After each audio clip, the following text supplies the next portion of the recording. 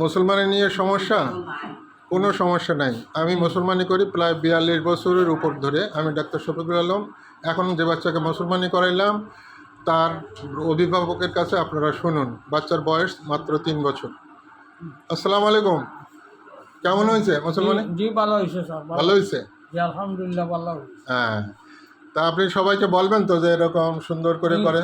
ইনশাল্লাহ ইনশাল্লাহ সবরে বলবো যে হ্যাঁ, আপনি আপনার আপনি কখনো শুনছেন যে এরকম ঘুম পাতায় দিয়ে মুসলমানি করে এরকম কারোর কাছে শুনছেন নি? জি না শোনেন নাই।